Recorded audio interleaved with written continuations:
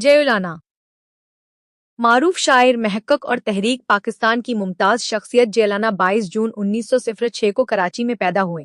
ان کا پورا نام غلام علی لانا تھا۔ مزید تعلیم کے لیے سینٹ پیٹرک ہائی اسکول کراچی سے میٹرک کرنے کے بعد انہوں نے ڈیجسن کالج کراچی اور فرگوسن کالج پونے انڈیا سے تعلیم حاصل کی۔ زمانہ طالب علمی میں ہی انہوں نے تحریک پاکستان میں بڑھ چڑھ کر حصہ لینا شروع کیا۔ وہ 20 سال تک کراچی میونسپل کارپوریشن کے منتخب رکن رہے۔ 1968 میں کراچی کارپوریشن کے میئر مقرر ہوئے۔ اس کے بعد وہ 6 سال تک اسلامک چیمبر آف کامرس کے صدر بھی رہے۔ انہوں نے تقریباً 120 بین الاقوامی کانفرنسوں میں پاکستان کی نمائندگی کی اور کچھ عرصہ اقوام متحدہ کے انسانی حقوق کمیشن میں پاکستان کے چیئرمین بھی رہے۔ آغا خان نے کئی سالوں تک فیڈرل کونسل فار پاکستان کے صدر کی حیثیت سے خدمات انجام دے۔ ان کی اہلیہ محترمہ جنوما لانا رکن سندھ اسمبلی اور پارلیمانی سیکرٹری تھیں۔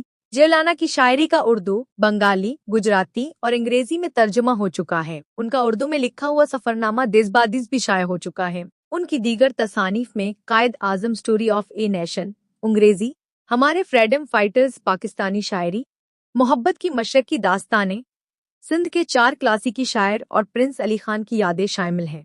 ان کا انتقال 5 مارچ 1984 کو 78 سال کی عمر میں ہوا۔